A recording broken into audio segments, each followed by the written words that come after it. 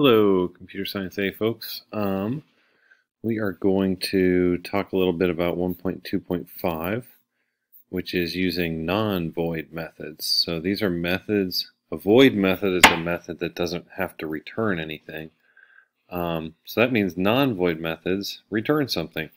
So they either return a string or an int or something like that. And you can see it like here.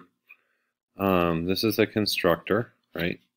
So this is a field. It's called fields or instance variables. And you got your constructor for the dog class, and then you start to see a few methods. This one is a method called getName, and it returns a string. So if it returns anything, it has to say it here. See how it returns it? Now you got to do something with it when it returns it. If you don't do anything with it, it'll return it. It just will float away into space. Here's one that is he a good dog? Of course he's a good dog. But that's a true or false. And it always returns true because they're all good boys. Go outside returns 15 minutes. But be careful because there's two different go outsides. This is an overloaded method. You can say go outside for this many hours. You type in the amount of hours, and then what it will do is return hours times 60. So see how it accepts a double? So you can say like 1.5 hours, you can say 1.75 hours. And then they have toys and sit and speak and all that stuff. So that's all the different built-in methods. And hopefully you notice to use it, you can either take this method and notice the object is D. You created a new dog object named Duke, and then you stored it as letter D. If you're going to get name or use any of the methods, you have to use it on an object. Well, the only object here, we only have one dog that we stored as letter D. And so whenever we call get name or sit or get toy, you're going to be calling it that method on the object you want, which since we only have one, we're saying D dot get name. I also stored it. I didn't have to do it in 2 steps. I could have just done it in 1 step. I could say there's a string called name, and then I go and get the name. It will return a string and store it as the word name.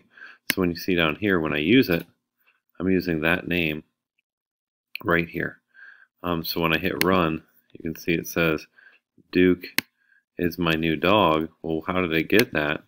It basically used the get name feature, and then it stored it as the word name, and I used it right away after creating a dog with the name of Duke. You could also just use, you don't have to take this extra step to store it as a variable just to use the variable later. You can also just call the method, and if it returns a string, it automatically is concatenating it in the middle of here. So D is a good dog. It returns the word true because it's a Boolean, and it just puts it here. That's why he is a true good dog. So yeah, that's kind of what's going on. Let's jump ahead to number 5. So number 5 says they want you to create 2 variables for go outside. There's 2 different methods for go outside. I already kind of showed you that. One takes a number and one doesn't. It's preset for 15 minutes. So it says call each version and provide an hour version that'll return 90 minutes. Use your variables in 2 print line statements. So this time we are going to save them as variables. So let's go back up and modify it so we can have a 15-minute outside for the morning and the afternoon a 90-minute one. So we're going up here. Let's get this stuff out of here. The toy stuff. Okay, so, oops. I almost deleted that. Okay, so we're going to make a new variable called morning. What should it be? A string. Oh no, not a string. Int morning. And I'm going to make it equal what's this method called? Go outside. Now, this won't work unless I put an object in it. You can't call a method unless there's an object. So my object is Duke, which is lowercase d. So d.goOutside should store 15 as morning. And then you can system.out.println and say whatever they wanted me to say. In the morning,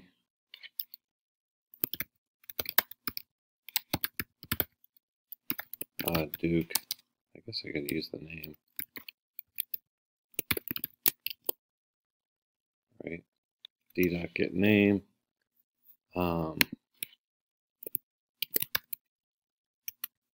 Why not? Duke goes out for 15 minutes. So let's make it kind of nice. We got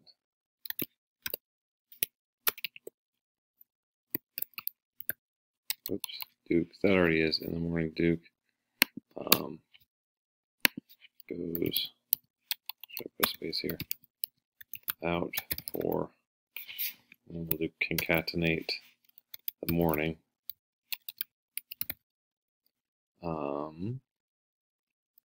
And then concatenate minutes. Period. I think maybe I need a space here so it looks nice. Let's see, for 15 minutes. Let's see if that works. Boom. Oh no. Gosh darn it. Let's try it again. Oh, did I forget these on all of them? What's it mad about?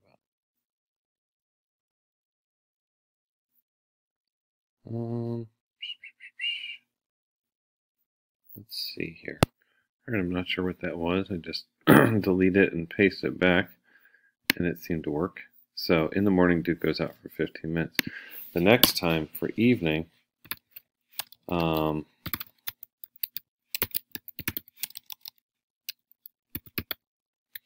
want to set that to d.goOutside. This time I'm going to put a number in there for 1.5 hours. And now my system out print, I'm going to copy paste this one because it's very similar. And I don't want to type it all again. So this time I'm going to say in the morning, evening, Duke goes out for evening minutes. Let's see how that works. There it is. In the evening, Duke goes out for 90 minutes.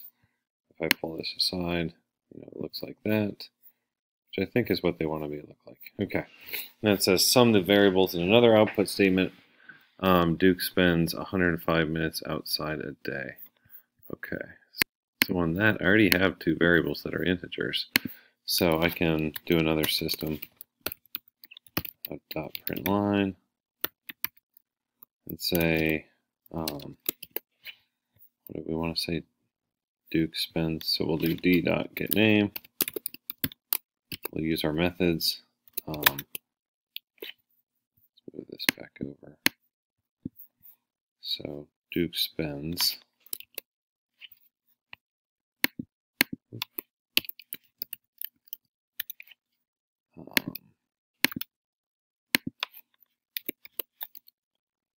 and then here I'm going to put morning plus evening minutes.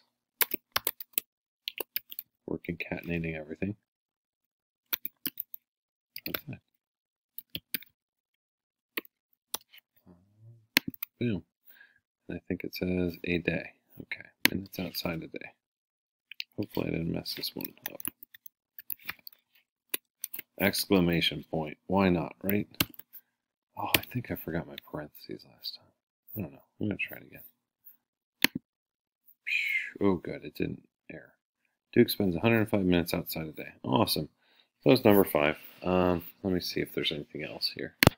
Okay, and then number 9, something weird. When you run this, just creating a new dog, it gets mad, and look what it gets mad about. It gets mad about public double go outside. It says method go outside is already defined in the class simple dog. Well, what's it mad about?